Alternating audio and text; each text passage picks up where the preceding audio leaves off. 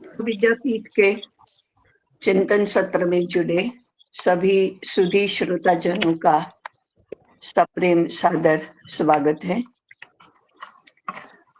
फिर से एक बार हम स्मरण कर ले कि राम विद्यापीठ का उद्देश्य समग्र शिक्षा योजना है।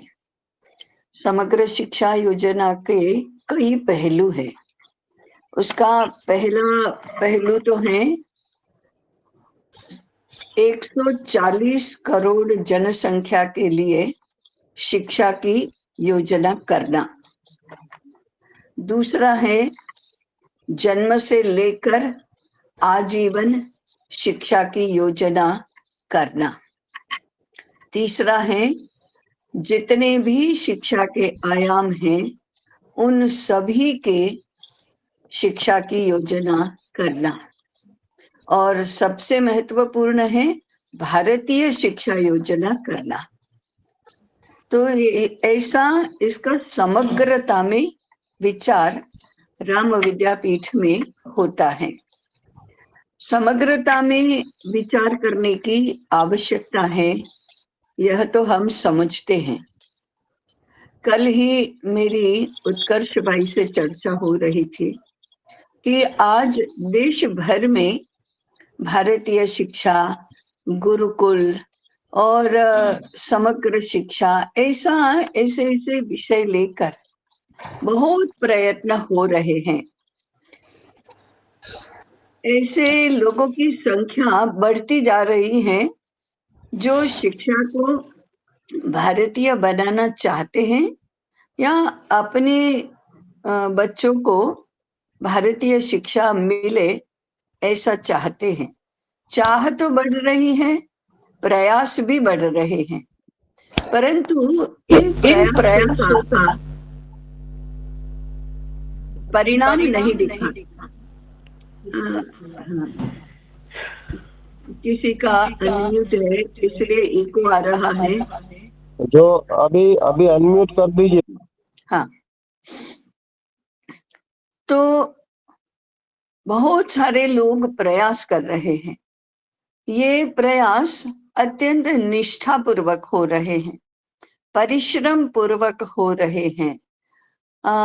बहुत सारे लोग अपने व्यवसाय छोड़ कर भी इसमें लगते हैं। ये सब होने के बाद भी जिसको तथाकथित मुख्य धारा की शिक्षा कहते हैं वह तो अभी मैकॉले से मुक्त नहीं हुई है।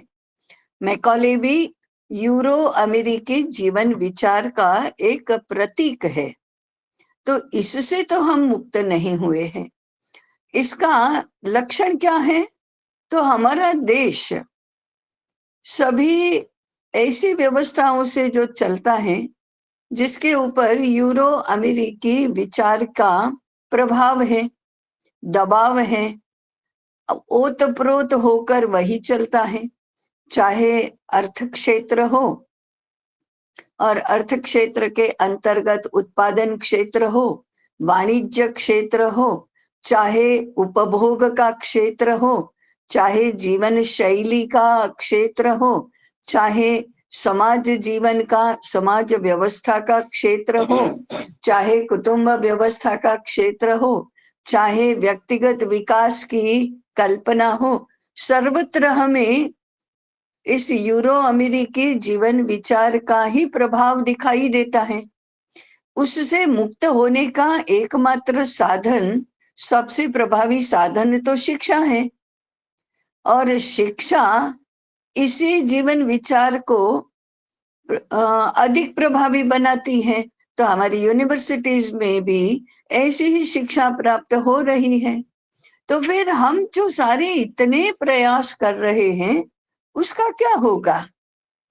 अंततोगत्वा अर्थार्जन के लिए या हमारी प्रतिष्ठित स्थान प्राप्त करने की इच्छा की पूर्ति के लिए तो हमें उसी के शरण में जाना पड़ता है, व्यवस्था की शरण में जाना पड़ता है, शिक्षा की शरण में जाना पड़ता है। उससे स्वतंत्र होकर न तो हम समाज में प्रतिष्ठा प्राप्त कर सकते हैं, ना तो अपने व्यक्तिगत जीवन में प्रतिष्ठा प्राप्त कर सकते हैं, ना अर्थ प्राप्ति कर सकते हैं। तो फिर व्यक्तिगत जीवन के लिए कुछ कुछ मात्रा में सज्जन बनना, कुछ मात्रा में संस्कारी बनना, कुछ मात्रा में नीतिमान बनना, इतना ही भारतीय शिक्षा का परिणाम तो नहीं होना चाहिए। ये इसलिए होता है कि हम एकांगी विचार से हमारे प्रयास कर रहे हैं। तो हमें समग्रता में विचार करके फिर उसके साथ समायोजित करके हमारे छोटे छोटे प्रयास भी करने चाहिए। ऐसी समग्र शिक्षा की योजना तो कहीं न कहीं बननी चाहिए। यह कार्य पुनरुत्थान विद्यापीठ ने अपने ऊपर लिया है, इसलिए हम समग्र शिक्षा योजना की बात करते हैं और राम विद्यापीठ इसी का साधन है। तो फिर क्या हम कल्पना कर सकते हैं कि हमारे देश की बड़ी बड़ी शिक्षा संस्थाएं भी भारतीय विचार से ही चलेंगी? उदाहरण के लिए हम पिछले किसी एक सत्र में बात कर रहे थे कि अभी हमारी IITs चल रही हैं, IIMs चल रही हैं, Indian council of historical research and social research, cultural research, ऐसी ऐसी संस्थाएं जो अखिल भारतीय स्तर की हैं, वे चल रही हैं। ये सारी बहुत प्रतिष्ठित संस्थाएं हैं। देश का बहुत बड़ा बजट इसके पीछे जाता है और अनेक उच्च विद्या विभूषित लोग इसमें प्राध्यापक के नाते काम करते हैं। इसमें पढ़े हुए छात्रों की भी बहुत प्रतिष्ठा है। ये बात अलग है कि उसमें पढ़े हुए छात्रों का मुंह तो अमेरिका की तरफ ही होता है कि कैसे हम वहां जाएं और कैसे अधिक अर्थार्जन करें। ये सारी संस्थाएं भारतीय पद्धति से चले तो क्या इंडियन इंस्टीट्यूट ऑफ टेक्नोलॉजी ये इंस्टीट्यूट ऑफ इंडियन टेक्नोलॉजी हो सकती है? इंडियन इंस्टीट्यूट ऑफ मैनेजमेंट क्या इंस्टीट्यूट ऑफ इंडियन मैनेजमेंट हो सकती है? क्या Indian council of historical research ये क्या council of Indian historical research ऐसी हो सकती है? ये कैसे होगा? इसका ज्ञानात्मक विचार राम विद्यापीठ को तो करना है। तो एक क्षेत्र तो हमारा ज्ञानात्मक पक्ष इन सभी उच्च शिक्षा संस्थाओं में भारतीय कैसे होगा, इसका विचार करना है। क्या हमारी सारी सेंट्रल यूनिवर्सिटीज या स्टेट यूनिवर्सिटीज, क्या सरकारी यूनिवर्सिटीज और प्राइवेट यूनिवर्सिटीज इतनी बड़ी संख्या में चलती हैं? आज तो देश में 1000 से ऊपर यूनिवर्सिटीज चलती हैं। क्या इन सभी में भारतीय शिक्षा दी जाएगी, ऐसा ज्ञानात्मक पक्ष का विचार हम कर सकते हैं? हाँ, कर सकते हैं, कर सकने चाहिए, तभी तो भारतीय शिक्षा की प्रतिष्ठा होगी। क्या हमारे बालक 10 वर्ष के हों, 15 वर्ष के हों, 20 वर्ष के हों, तब तक ही भारतीय शिक्षा प्राप्त करेंगे? क्या संस्कार, शिष्टाचार, सज्जनता, अच्छाई, भलाई, इसमें ही भारतीय शिक्षा समाप्त हो जाएगी? नहीं। व्यवसाय कैसे चलेगा? इसमें भी भारतीयता होनी चाहिए। नौकरी कैसे की जाती है? उसमें भी भारतीय शिक्षा चाहिए। और घर कैसे चलेगा? इसमें भी भारतीय शिक्षा चाहिए। राज्य कैसे चलेगा? इसमें भी भारतीय शिक्षा चाहिए। कॉर्पोरेट सेक्टर कैसे चलेगा? इसमें भी भारतीय शिक्षा चाहिए। तो सर्वत्र भारतीय शिक्षा चाहिए। इसका अर्थ है कि भारतीय ज्ञान के आधार पर हमारी सारी की सारी छोटी बड़ी संस्थाएं, शिक्षा संस्थाएं चलनी चाहिए। समग्र शिक्षा योजना में हमें इसका विचार करना चाहिए। दूसरा, ये भारतीय व्यवस्था से चलनी चाहिए। यदि भारतीय व्यवस्था से नहीं चली तो भारतीय ज्ञान की प्रतिष्ठा भी नहीं हो सकती। ऐसा हमारा 200-400 वर्षों का तो अनुभव है। इसलिए व्यवस्था भी भारतीय बने। नियोजन भी, आयोजन भी भारतीय पद्धति से हो, अर्थव्यवस्था भी भारतीय हो, ज्ञान व्यवस्था तो भारतीय हो ही, इसमें तो कोई संदेह ही नहीं है या दो मत ही नहीं है। ऐसी समग्रता में शिक्षा की योजना करना यह राम विद्यापीठ का विषय है। इसके लिए हमें बड़ा सोचना होगा, विशाल सोचना होगा, दूर का सोचना होगा। दूर का माने क्या? 50 वर्ष तक की योजना कैसे बनेगी, 100 वर्ष तक की योजना कैसे बनेगी, इसका विचार करना होगा। कोई भी काम, बड़ा काम आज के आज तो हो नहीं सकता, 1 वर्ष में, 5 वर्ष में तो हो नहीं सकता। इसलिए शुरुआत होगी तब कुछ भी नहीं दिखाई देगा, परंतु योजना तो हमारी 50 वर्ष के बाद, 100 वर्षों के बाद चित्र कैसा होगा, इसको लेकर करनी होगी। एक स्थान पर क्या होगा इसका विचार न करके देश भर में क्या होगा इसका विचार करना होगा। तो समग्र शिक्षा योजना का विचार करते समय, चिंतन करते समय हमारा दायरा, चिंतन का दायरा बहुत बड़ा बनाना होगा, समय में भी, स्थान में भी, दोनों में बड़ा बनाना होगा।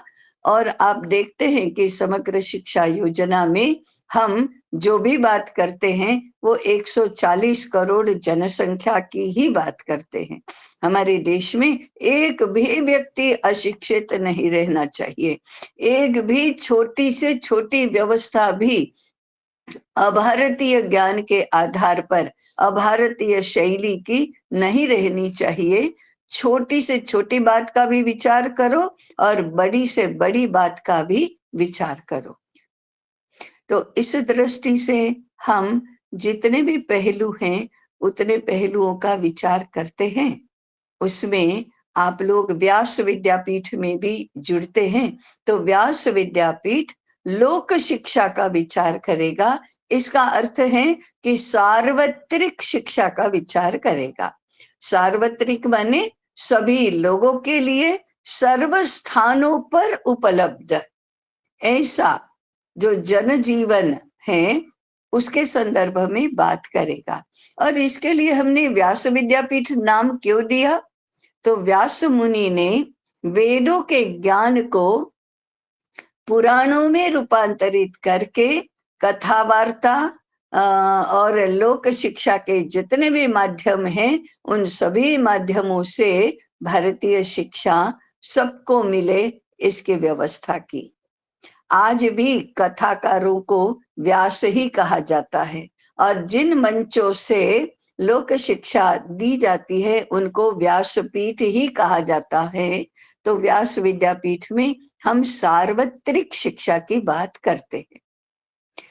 पितामही विद्यापीठ में आप जुड़ते हैं तो पितामही विद्यापीठ में हम आजीवन शिक्षा की बात करते हैं। आजीवन और सार्वत्रिक दोनों पहलुओं का एक साथ विचार करना यह राम विद्यापीठ का काम है। अर्थ क्षेत्र हो तो अनेक अनेक अन्य प्रकार के विद्यापीठों की कल्पना भी की जा सकती है। जैसे कभी हम कुबेर विद्यापीठ, इसकी बात कर सकते हैं। कुबेर हमारे यहाँ वित्त माने धन का स्वामी कहा जाता है। उसके जितना, कुबेर के जितना धनाढ्य कोई नहीं है। तो हम संपत्ति अर्जित करना चाहते हैं, हमारे देश को अत्यंत धनवान बनाना चाहते हैं, समृद्ध बनाना चाहते हैं, सर्व प्रकार की समृद्धि का आगार बनाना चाहते हैं, तो कुबेर विद्यापीठ की कल्पना हमको करनी चाहिए। इसी प्रकार से उत्पादन की व्यवस्था करनी है, अगर उत्पादन का विचार करना है तो विश्वकर्मा विद्यापीठ का विचार करना चाहिए, श्रीनिधि विद्यापीठ का विचार करना चाहिए। यदि हमें लोगों के आचार प्रणालियों का विचार करना है तो संप्रदाय विद्यापीठ का विचार करना चाहिए। संप्रदाय ये आचारों को नियमन में लाने की व्यवस्था है। इसलिए संप्रदाय विद्यापीठ। और आचार तो कहाँ नहीं होता, हम 4 लोग मिलकर जब बैठकर बातें करते हैं तब भी कितने आचारों का ध्यान रखना होता है। हम अच्छे से बैठे, पैर फैलाकर न बैठे, कैसे भी आड़े टेढ़े न बैठे, हम असभ्य वेश धारण करके न बैठे, असभ्य भाषा न बोले, असभ्य आचरण न करें। ऐसे ऐसे कितने सारे आचार हमारे लिए होते हैं। महाभारत में विदुर नीति ऐसा करके एक खंड है, एक एक अध्याय समूह है। उसमें विदुर, महात्मा विदुर उपदेश करते हैं युधिष्ठिर को अथवा दुर्योधन को, ये मुझे नहीं पता, कि सभा में बैठना है तो कितने प्रकार के शिष्ट आचार की आवश्यकता होती है, पालन करना होता है। तो इतने छोटी सी बात के लिए भी 10 आचार हैं। साथ मिलकर भोजन करना है तो भी कितने आचार बताए गए हैं। पूजा करना है तो कितने आचार हैं। रास्ते पर चलना है तो कितने आचार हैं। ये सब शिष्ट आचार है, सभ्य आचार है, सज्जनों के आचार हैं। तो किसी का सत्कार करना है, किसी का स्वागत करना है, किसी का सम्मान करना है, तो बोलने के और व्यवहार के, साधन सामग्री के, प्रयोग के और पद्धति के कितने आचार है, सैकड़ों आचार हैं। इन सारे आचारों का समावेश संप्रदाय विद्यापीठ में होगा। तो मनुष्य को सज्जन, शिष्ट और सभ्य बनाने की हमारे यहाँ कितनी व्यवस्था की गई है। तो हम ऐसे विद्यापीठ की कल्पना भी कर सकते हैं। केवल शोध करना है तो उसकी भी कल्पना हम कर सकते हैं। ऐसे भिन्न भिन्न भिन्न प्रकार के विद्यापीठों की कल्पना हम कर सकते हैं जब व्यवस्थित करने लगेंगे तब। अभी तो 2 बातें की हमने, सार्वत्रिक और आजीवन, परंतु आगे चलकर अनेक अनेक अनेक प्रकार के विद्यापीठ होंगे। जब ये होंगे तब उन सब का एकत्रीकरण, इन सब का संयोजन, इन सब का नियोजन, इन सब का नियमन करने वाला विद्यापीठ होगा राम विद्यापीठ। और इसलिए राम विद्यापीठ में कुलपति निर्माण होंगे, राम विद्यापीठ में ऋषि निर्माण होंगे, राम विद्यापीठ में विद्वज्जन निर्माण होंगे। ये विद्वज्जनों की शिक्षा रहेगी, ये शोध करने वालों की शिक्षा रहेगी, कुलपतियों की शिक्षा रहेगी। एक विद्वान और एक कुलपति, इसमें क्या अंतर है? तो विद्वान तो अध्ययन करता है, और अध्ययन के जितने भी पहलू है ना, अनुसंधान करना, लिखना, भाषण करना, अध्यापन करना, ये प्रबोधन करना, भाषण करना, ये जो सारे पहलू तो विद्वज्जनों के हैं। परंतु कुलपति का मुख्य कार्य है संचालन करना, नियमन करना, व्यवस्था करना, आयोजन करना, नियोजन करना, इसको व्यवस्था में बांधना और इस व्यवस्था को चलाना, ये कुलपति का काम है। तो कुलपति निर्माण करने का विद्यापीठ ये राम विद्यापीठ होगा।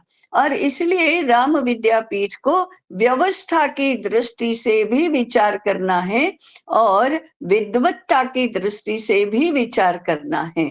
दोनों बातें, व्यवस्था में प्रशासनिक व्यवस्था भी होती है, अर्थव्यवस्था भी होती है। ऐसा व्यवस्था के सारे पहलू, संचालन के सारे पहलू और विद्वत्ता के सारे पहलू, ये सब मिलकर राम विद्यापीठ होगा।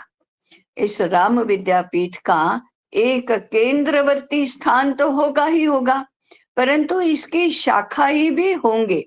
अब हम यदि 140 करोड़ जनसंख्या की बात करेंगे, मैं बार बार 140 करोड़ 140 करोड़ क्यों कह रही हूं?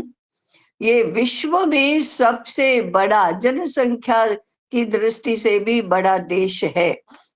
और इसलिए हमें संपूर्ण विश्व के लिए एक मॉडल प्रस्तुत करना है कि ये शिक्षा व्यवस्था होती कैसे है, और यह व्यवस्था सरकारी तंत्र से बाहर स्वायत्त रूप में होती कैसे है, और वो ज्ञान की दृष्टि से समग्र देश को सभी व्यवस्थाओं का मार्गदर्शन करती कैसे हैं, और इनको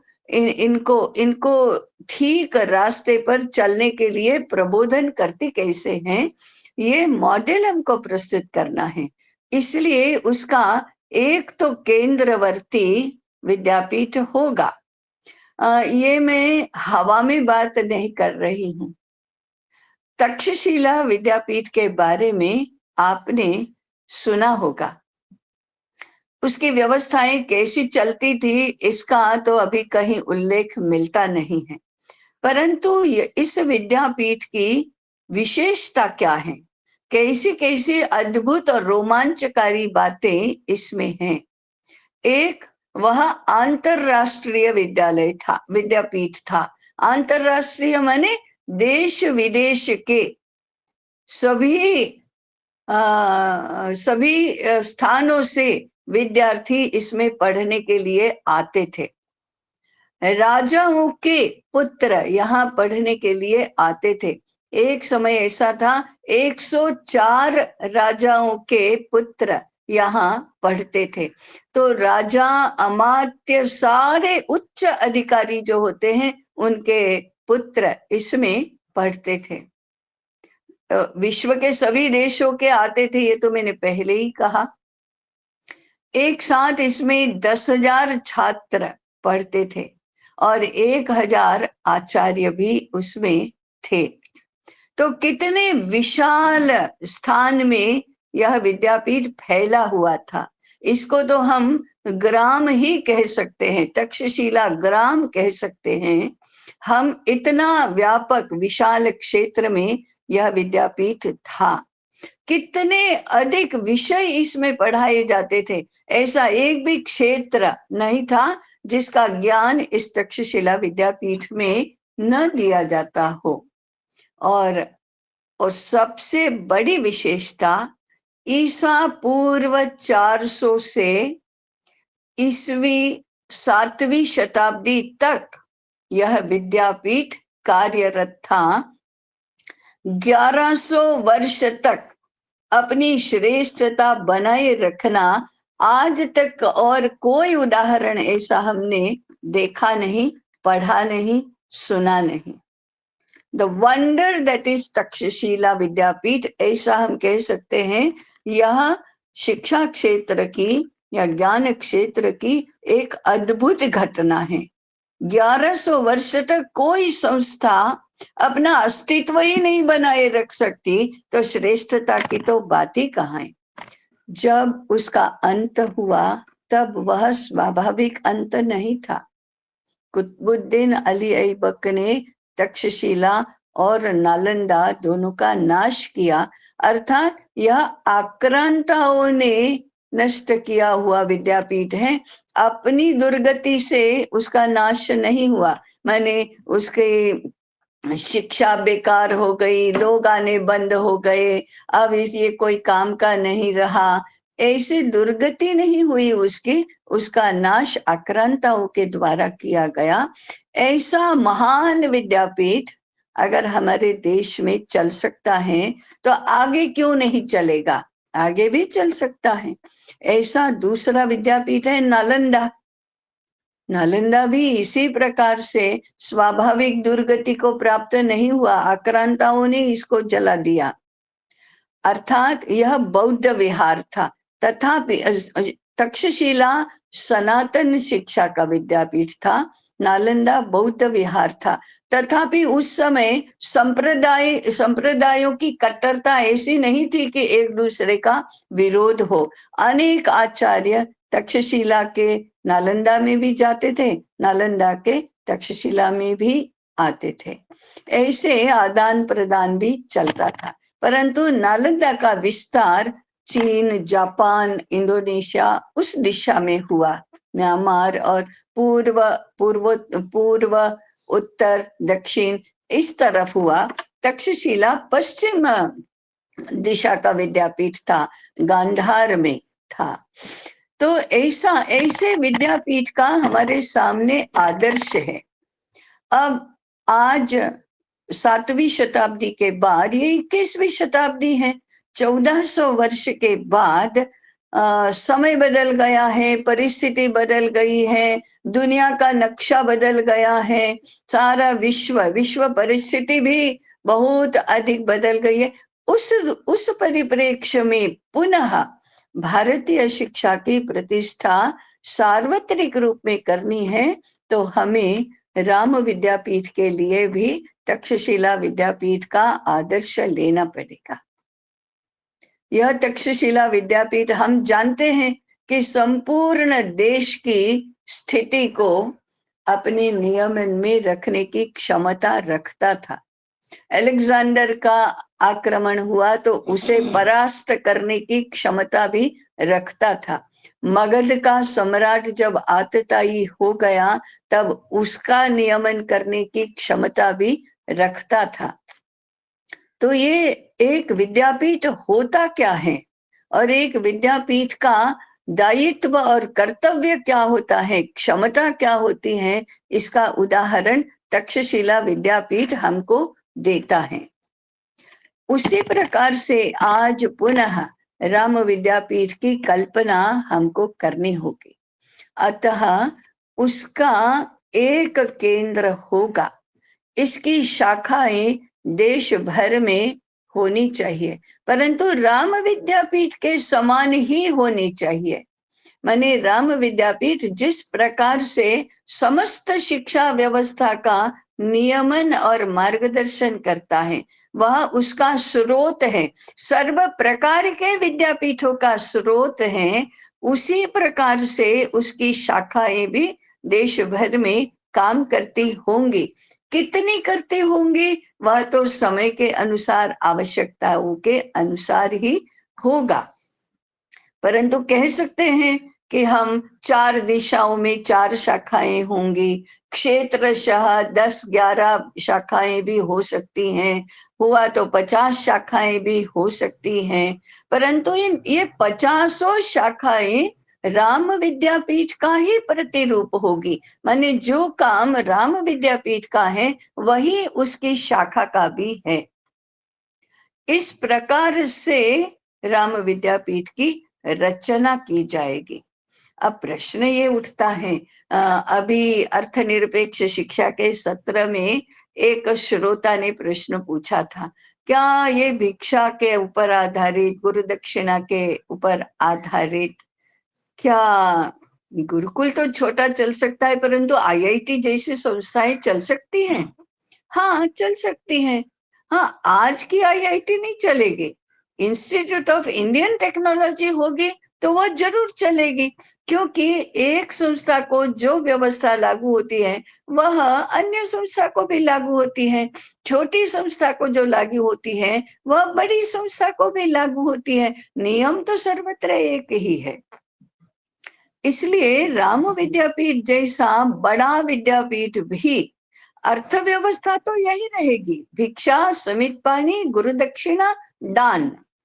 यह दान राजा से भी हो सकता है, श्रेष्ठी से भी हो सकता है, किसान से भी मिल सकता है, किसान भी दे सकता है, और सामान्य छोटे से छोटा व्यक्ति भी दे सकता है।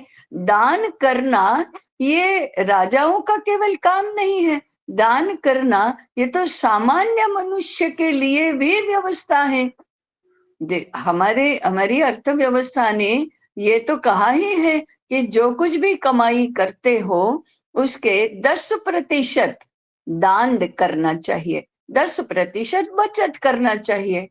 तो ये दान करना तो छोटे से छोटा व्यक्ति भी और बड़े से बड़ा व्यक्ति भी कर सकता है, ये अपना सकता है। तो विद्यापीठ को दान तो सार्वत्रिक रूप में मिलेगा ही, भिक्षा सर्वत्र जाकर मांगी जा सकती है, तो राजा से भी मांगी जा सकती है, श्रेष्ठी से भी मांगी जा सकती है, और सामान्य कृषक, कारीगर, छोटे दुकानदार, उससे भी मांगी जा सकती है। भिक्षा मांगना ये सभी के लिए एक व्यवस्था है, और ये शास्त्र प्रमाणित ऐसी व्यवस्था है, परंपरा से प्रमाणित ऐसी व्यवस्था है। ये कोई नीचा देखने वाली ऐसी व्यवस्था नहीं है, ये विवशता नहीं है, ये लाचारी नहीं है। क्या करे, दे दो माँ बाप, नहीं तो हमारा विद्यापीठ कैसे चलेगा, ऐसा नहीं है, ऐसी व्यवस्था वो नहीं है। यह तो सामान्य अधिकार से मांगने वाली मांगी जाने वाली बात है, सामान्य अधिकार है। इसमें न तो कोई बड़प्पन है, न तो कोई छोटापन है।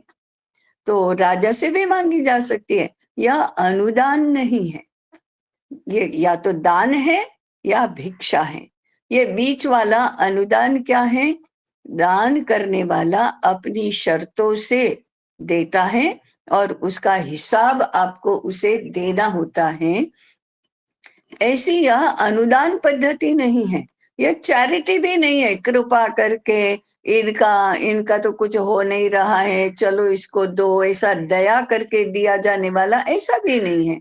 लेकिन ये दया, करुणा, अनुकंपा, अरे बेचारे ठंडी में ठिठुर रहे हैं, इनको कंबल दे दो, ऐसा करके नहीं। अरे ये 4 दिनों से भूखे हैं, इनको कुछ दे दो, ऐसी दया करके नहीं, परंतु सामान्य क्रम में मांगा भी जाता है, दिया भी जाता है। ऐसे दान और भिक्षा पर बड़े बड़े विद्यापीठ भी चल सकते हैं। विश्वामित्र को यज्ञ करना था, अनेक ऋषि थे यज्ञ करने वाले, और आपको पता है ये सारे शस्त्र और अस्त्र चलाने में माहिर थे, शस्त्र संचालन भी कर सकते थे। यज्ञ की रक्षा राक्षसों से करनी थी। वो ये राक्षस हमेशा यज्ञ का भंग कर देते थे, ऋषियों को मारते थे। परंतु यज्ञ का व्रत लिया है तो शस्त्र संचालन नहीं करना, ऐसा नियम है। इसलिए ये ऋषि सारे यज्ञ की रक्षा करने में असमर्थ हैं।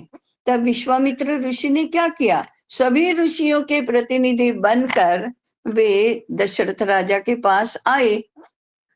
क्या करने के लिए? भिक्षा मांगने के लिए आए। किसकी भिक्षा मांगी? धन की नहीं, राम और लक्ष्मण की भिक्षा मांगी कि राम और लक्ष्मण को मेरे साथ भेजो यज्ञ की रक्षा करने के लिए। ये दादागिरी नहीं थी, ये भिक्षा ही थी, परंतु दीनता भी नहीं थी, क्योंकि जैसे ही दशरथ राजा ने मना किया तो ऋषि को मना करते हैं, ये तो असंभव, अनहोनी बात है। इसलिए वशिष्ठ मुनि ने दशरथ राजा को समझाया कि नहीं नहीं, विश्वामित्र जब मांगने आए हैं और यज्ञ की रक्षा करने के लिए मांगने आए हैं, ये कोई स्वयं के लिए मांगने के लिए नहीं आए हैं। ये यज्ञ राक्षसों से यज्ञ को बचाने के लिए, ऋषियों को बचाने के लिए, अर्थात संस्कृति को बचाने के लिए आए हैं, मांगने के लिए। तो भिक्षा नहीं देना ये तो सोचा भी नहीं जा सकता। तो भिक्षा मांगने के लिए राजा के पास गए थे।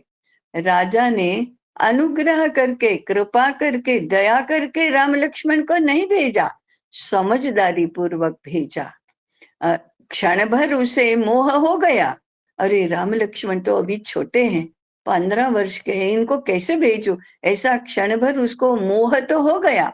परंतु इस मोह का निवारण वशिष्ठ मुनि ने भी कर दिया और राम लक्ष्मण को साथ में भेजा। ये भी भिक्षा ही तो थी, परंतु इस भिक्षा में न तो दीनता है, न दादागिरी है, न देने वाले के पक्ष में दया है, कृपा है या विवशता है।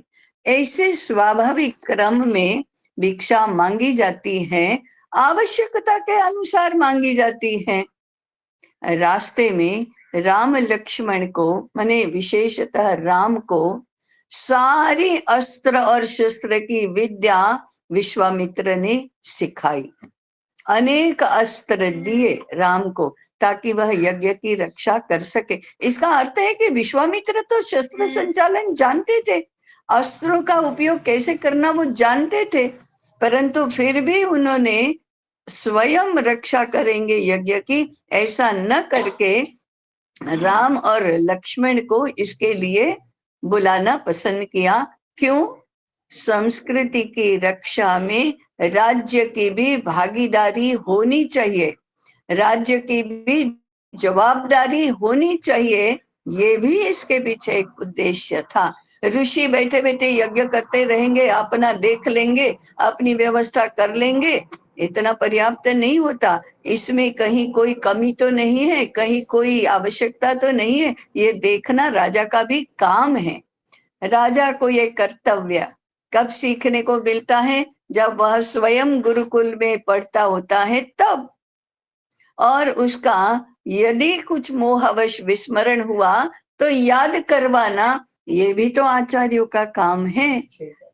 तो ये सारी बातें हमें पुनः प्रस्थापित करनी है। तो इस व्यवस्था में, भिक्षा की व्यवस्था में और इस प्रकार की अर्थव्यवस्था से अर्थनिरपेक्ष होकर प्रशासकीय, ये यज्ञ का सारा कामकाज किसके नियमन में, नियंत्रण में चलेगा? विश्वामित्र ऋषि के। राजा का, दशरथ राजा का सचिव नहीं आएगा, सेक्रेटरी नहीं आएगा और ऑडिट नहीं करेगा कि आपने ले गए फिर क्या हुआ, ऐसा ऑडिट नहीं हुआ। जनक राजा ने जब शास्त्रार्थ में याज्ञवल्क्य को 10,000 गायें, एक एक गाय के सींग पर 10-10 सुवर्ण मुद्राएं दी और याज्ञवल्क्य अपने आश्रम में ले गए, तो उसके बाद जनक राजा की ओर से ऑडिट नहीं हुआ कि आपने गायों का क्या किया और सुवर्ण मुद्राओं का क्या किया। तो इस प्रकार से हमारे देश में परंपरा रही है कि बड़ी से बड़ी व्यवस्थाएं समाज के ऊपर आधारित होकर चल सकती है। तो ऐसी ही ये राम विद्यापीठ की व्यवस्था भी चलेगी। हाँ, प्रारंभ इसका छोटा होगा, परंतु धीरे धीरे यह बड़ा बड़ा होता जाएगा, विस्तरित विस्तरित होता जाएगा, सामर्थ्य संपादन करता जाएगा, प्रभावी बनता जाएगा। यह ज्ञान साधना भी इसके लिए करनी होगी कि हमको करना क्या है, ये भी जानना होगा, कैसे करना ये भी जानना होगा, इसका अभ्यास भी करना होगा, इसका कौशल भी संपादन करना होगा, ऐसा प्रभाव भी बनाना होगा। तब जाकर राम विद्यापीठ अपनी अनेक शाखाओं के माध्यम से देश भर की शिक्षा की योजना कर सकेगा। और राम विद्यापीठ अच्छी तरह से संचालित होगा तो धीरे धीरे व्यास विद्यापीठ, पितामही विद्यापीठ, अभी मैंने जो नाम दिए, कुबेर विद्यापीठ, विश्वकर्मा विद्यापीठ, ये सारे विद्यापीठ अपनी अपनी पद्धति से चलने लगेंगे और उन सभी के कुलपतियों का एक मंडल होगा। सारे कुलपति इस संचालन का विचार साथ मिलकर करते होंगे। ये रम्य कल्पना नहीं है, हाँ अभी कल्पना है, अभी तो हम क्या होगा इसके बारे में विचार कर रहे हैं, परंतु धीरे धीरे करके, जैसा हमने कहा था ना, पहले चिंतन होता है, उसके बाद कार्य योजना होती है, उसके बाद कार्य योजना के निर्वहन के लिए सामग्री जुटाई जाती है, व्यवस्था बनाई जाती है और फिर कृति होती है। सीधा का सीधा कोई कृति करने के लिए कूद पड़ा तो वह तो कृति भी नहीं होती, वो भी नष्ट हो जाता है, श्रद्धा भी नष्ट हो जाती है और भय लगता है कि अरे ये तो नहीं होता, ऐसा करके निराशा होती है। इसलिए चिंतन, योजना, व्यवस्था, कृति, इस क्रम में चलो तो धीरे धीरे छोटे छोटे नहीं बड़े बड़े काम भी संभव हो जाते हैं। हमारे देश के लिए ये कोई नई बात नहीं है। जो देश ही बेचारे छोटे छोटे एक राज्य के जितने विस्तार वाले हैं, वो कितना बड़ा करेंगे, कितना बड़ा करेंगे।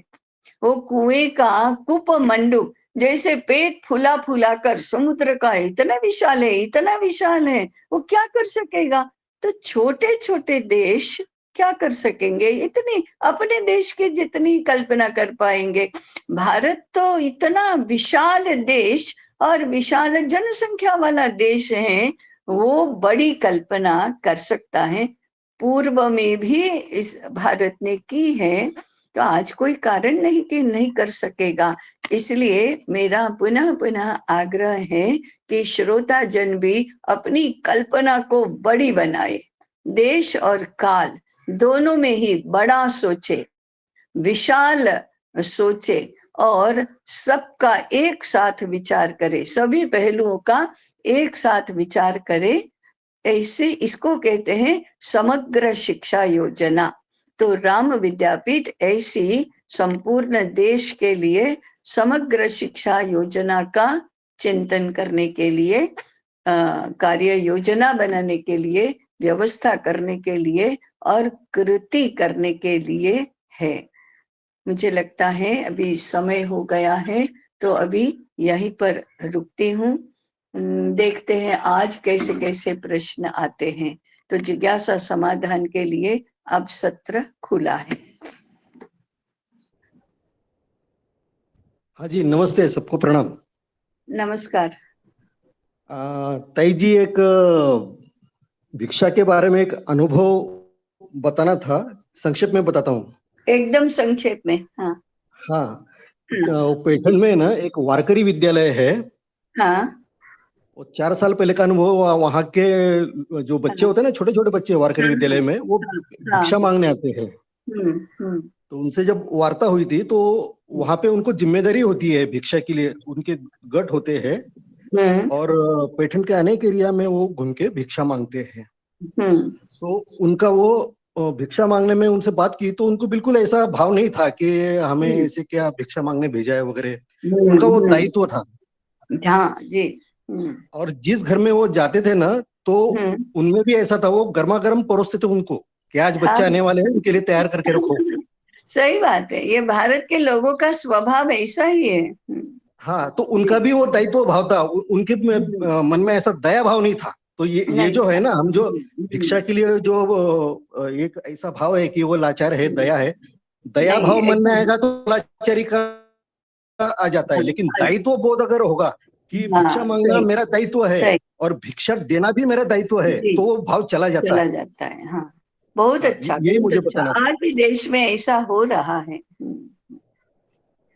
जी। हाँ, यही बताना था, दया भाव नहीं होना चाहिए, दायित्व भाव होना चाहिए दोनों के मन में। सही बात। जी दिनेश प्रताप जी। जी ताई जी, नमस्ते। नमस्कार। पूरे संबोधन में अभी आखिर में एक शब्द आया, कुलपति मंडल।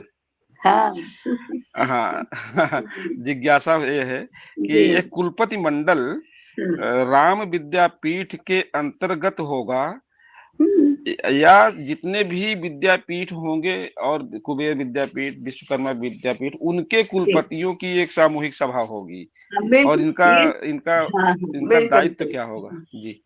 ये सारे कुलपति राम विद्यापीठ में ही निर्मित हुए होंगे, इसलिए वो राम विद्यापीठ से जुड़े रहेंगे।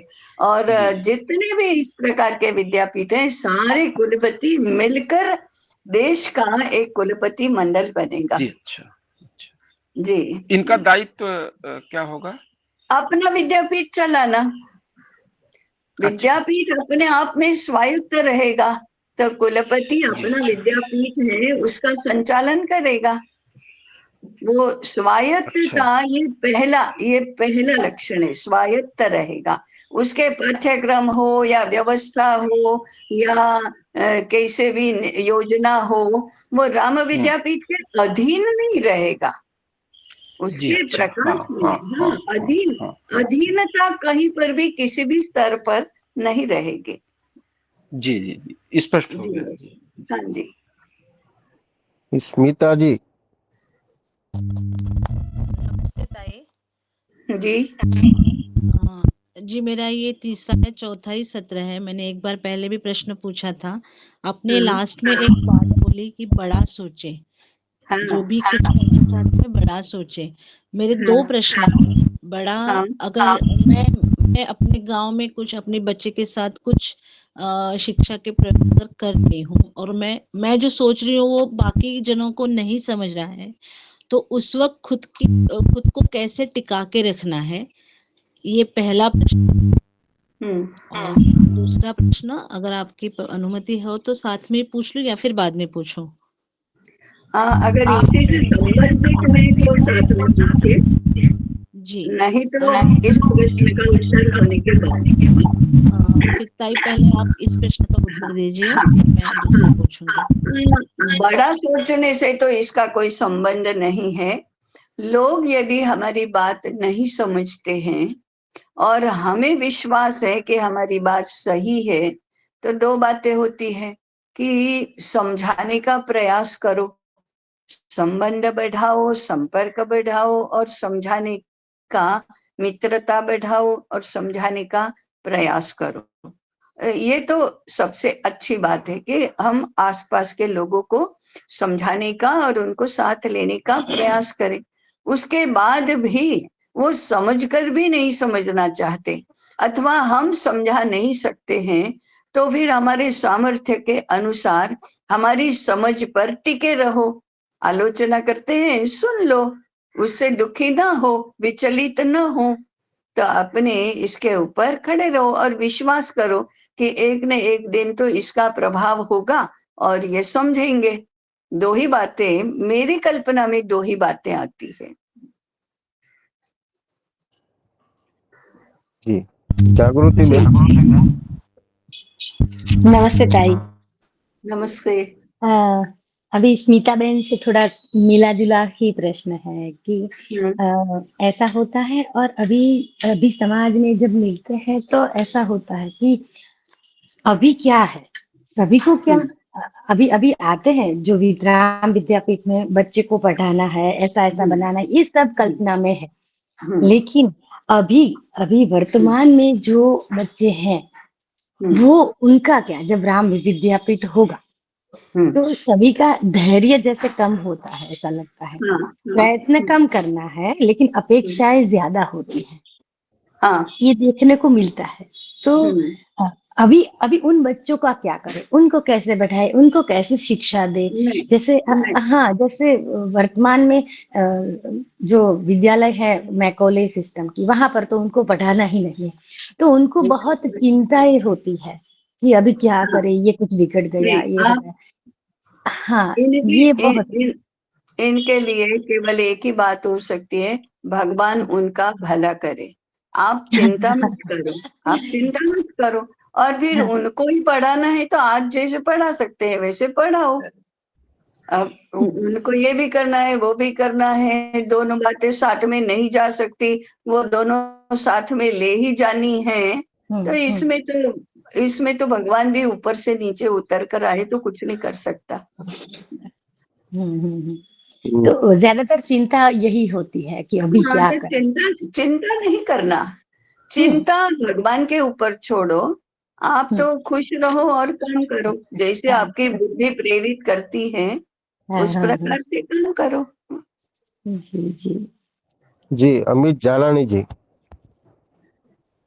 जी ताई प्रणाम।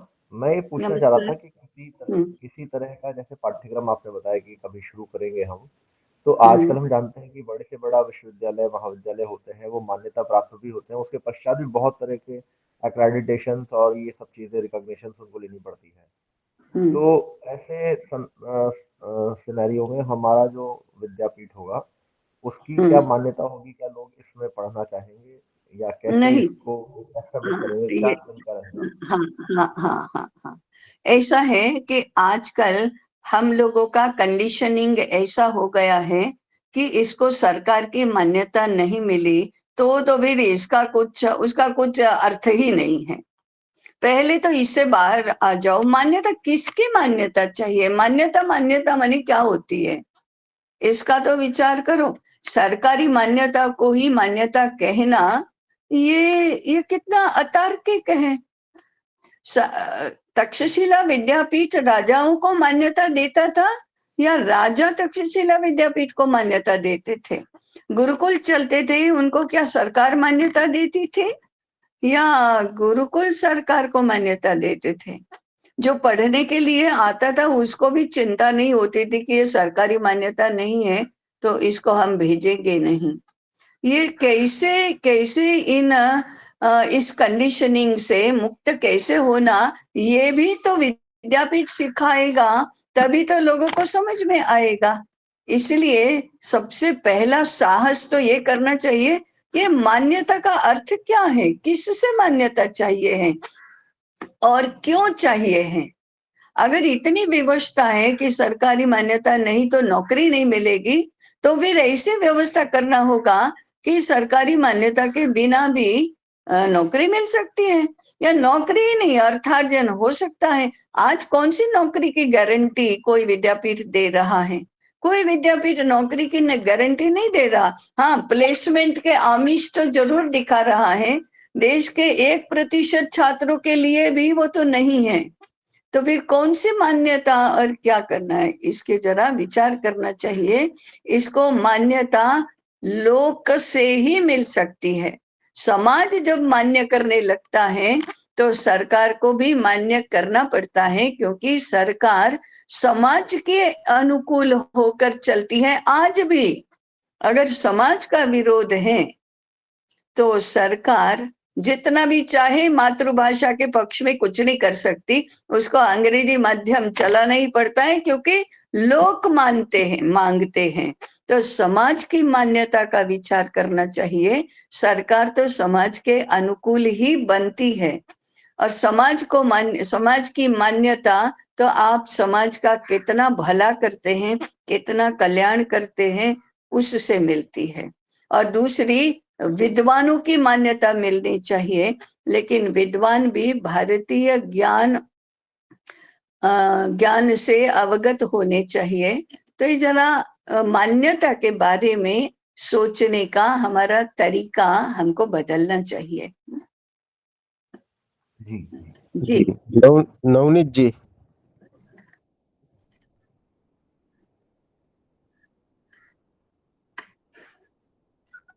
हाँ, नमस्कार। ताई, आपने जो तक्षशिला और नालंदा विद्यापीठ का बात किया, उस समय हमारा बहुत संख्या भी अच्छी थी और आक्रांत तो आया और उसने नष्ट किया। तो क्या था, यदि आप जो समग्रता की बात कर रहे 140 करोड़ की, तो उसमें मदरसा इंक्लूड होगा, उसमें से आक्रांत का कोई डर रहेगा क्या?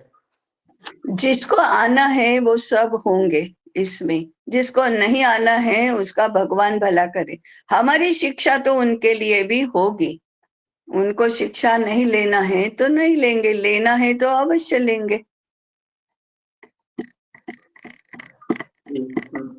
जी, डॉक्टर राजेंद्र जी ओझा। हाँ, नमस्कार ताई जी। नमस्कार।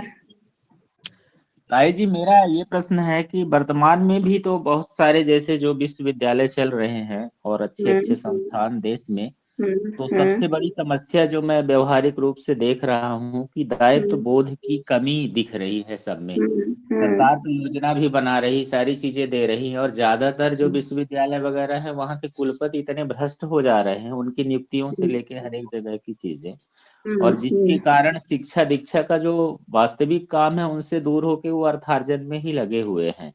और जो समाज है, अगर समाज उनके लिए विरोध भी करता है या आवाज भी उठाता है, तो कोई इस तरह का दंड व्यवस्था या इस तरह की, मतलब उसके लिए बहुत ज्यादा अगर समाज में ज्यादा मात्रा में तो विरोध है तब तो ठीक है, नहीं तो सही मायने में दंड व्यवस्था जो है वो नहीं हो पा रही है। और जिसके कारण व्यवहारिक रूप से, सैद्धांतिक रूप से तो ठीक है, लोग बात कर रहे हैं कि बड़े बड़े विश्वविद्यालय हैं, बहुत सारे शिक्षा दीक्षा में काम कर रहे हैं, लेकिन हो नहीं रहा है वास्तविक धरातल में चीजें, क्योंकि दायित्व बोध नहीं है लोगों में, जो जिम्मेदार पदों में बैठे हुए लोग हैं। तो ये तो उस समय अगर ये शिक्षा व्यवस्था भी होगी तो ताई मेरा प्रश्न ये है कि उस समय भी तो ऐसी चीजें हो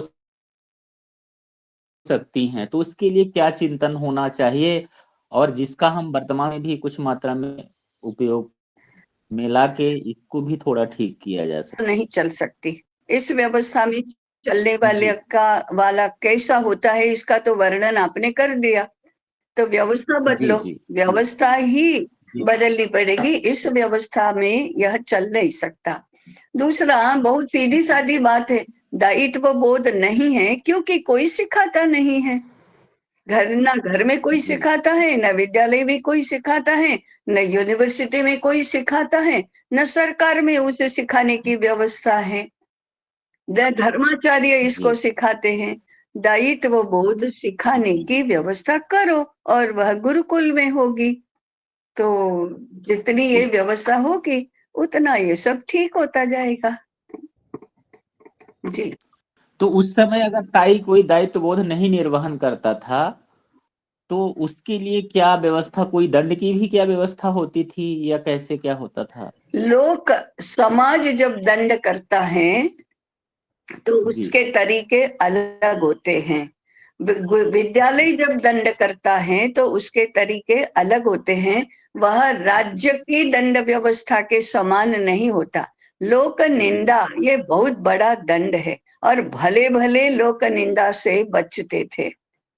किसी की हिम्मत नहीं होती थी, लोग क्या कहेंगे ऐसा करके कोई अभद्र वेश पहनकर बाहर नहीं जा सकता था। अब लोक निंदा की किसी को पड़ी ही नहीं है, तो दायित्व बोध नहीं है, लोक के प्रति सम्मान नहीं है, इसलिए ऐसा होता है।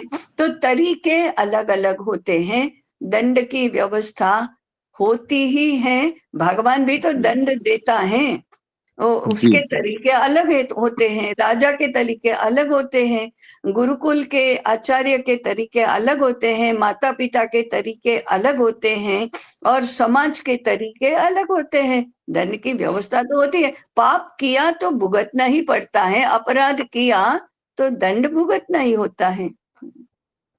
जी ताई, धन्यवाद। नमस्कार। नमस्कार जी ताई, समय हो गया है। जी।